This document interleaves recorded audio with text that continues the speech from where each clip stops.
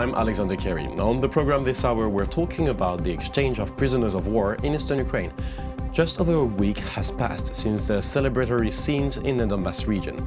As part of the largest prisoner swap since Moscow's invasion in 2014, some 230 people held by Ukraine were released to occupied territory. In return, around 70 returned home, many of who had spent months behind bars in squalor conditions. With the success of this prisoner exchange, plans for more are in the pipeline. Joining us to talk about this topic is Bohdan Kryklyvenko, head of the Secretariat of the Ukrainian Parliament Commissioner for Human Rights. Thank you for joining us. Good evening.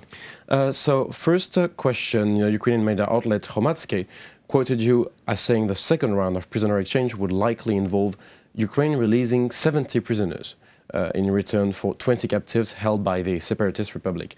How much preparation does that kind of swap involve? First of all, I would like to ask and pay some additional attention to the wording, because it's a very sensitive point, and we can't speak about the exchange of the prisoners. We have to speak about the simultaneous releases of the people. The group of people were in unlawful detention on temporary occupied territory, and another group of people were in the detention on the controlled territory by Ukrainian government, and they were in detention in accordance with Ukrainian criminal law. That's why it's very important to pay attention that we have no possibility to speak about the exchange of the hostages or prisoners of war or something like that. This is simultaneous releases by the people.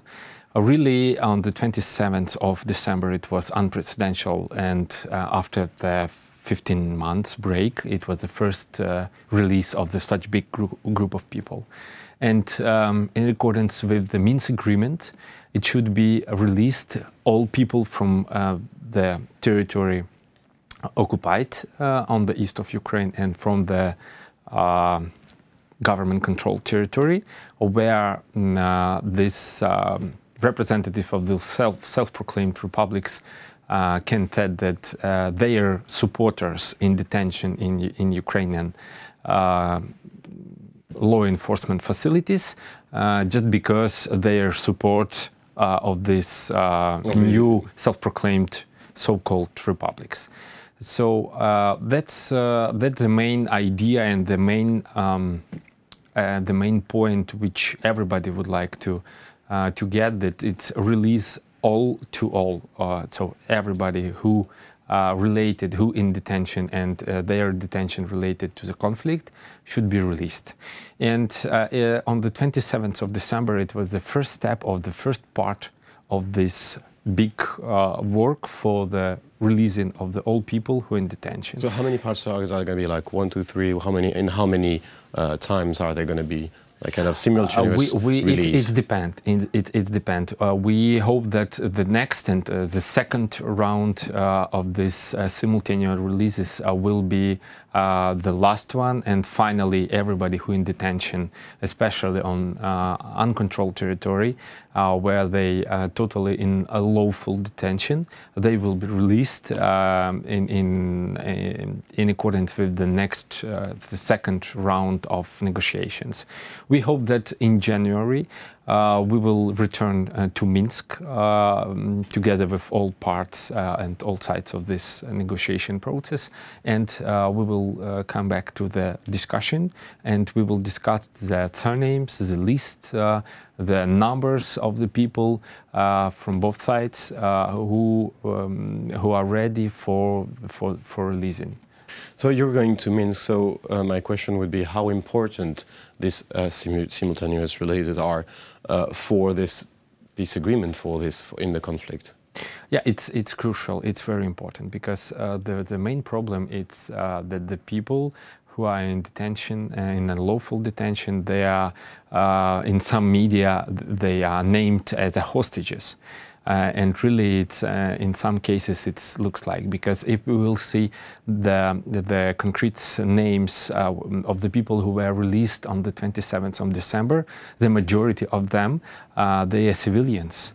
and only the minority, near the 30 people from the 74 total number, they actually the militaries, and the majority they are civilians. And this is a problem because the one issue is then in detention the people who were with arms in hands and they protected territorial integrity and were captured by self-proclaimed authority on the east of Ukraine, and another situation with the civilians who lived their regular life and they just was against from some points and some visions. And they got into the conflict. And they goes to the detention just for their vision and just for their thoughts and just for their some post in social media, for example. And that's why it's very important, first of all, to release, after that to stop this everyday shooting, because unfortunately we still have the report that every day on the east using the armor, and it's a problem. And after that we can go to the next levels of the discussion to stop the conflict on the east. And as civilians and military suffer the same conditions there, apparently, and the witnesses, the testimonies are appalling, to say the least.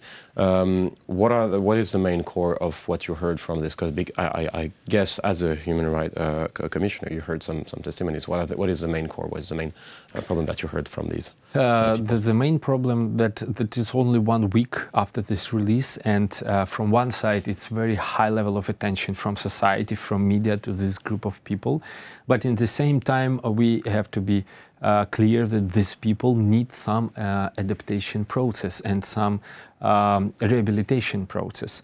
And we know that some of these released people in military hospital and some of them in the civil hospital, because they are two types of people.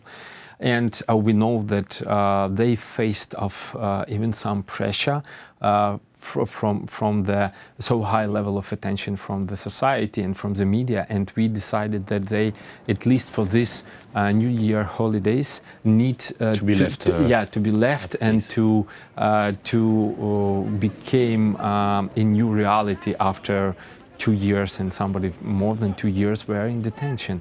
And it's very important from the medical point of view that they need some additional time for normalization, if it could be say, and so for normalization of their life. And of course the Security Service of Ukraine now already announced that they would like to speak with everybody, because first of all, these 73 people who came to Kiev to control territory, they have the unique information about the situation on that side, on uncontrolled territories. Because they heard only one side of the story. Yeah, they heard something. They heard some information about another people who in detention in that places there they was.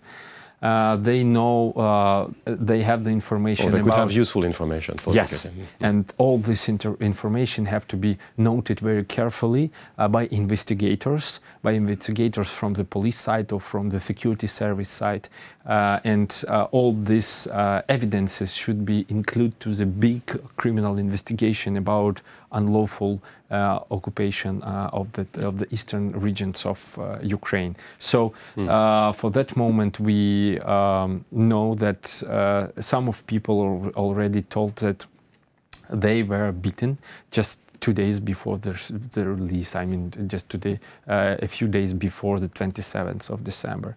Some of them said that they were in normal conditions just because they were prepared. Yes, because these self-proclaimed authorities tried to prepare them for the good picture that they are in good and normal conditions and that's why everything okay.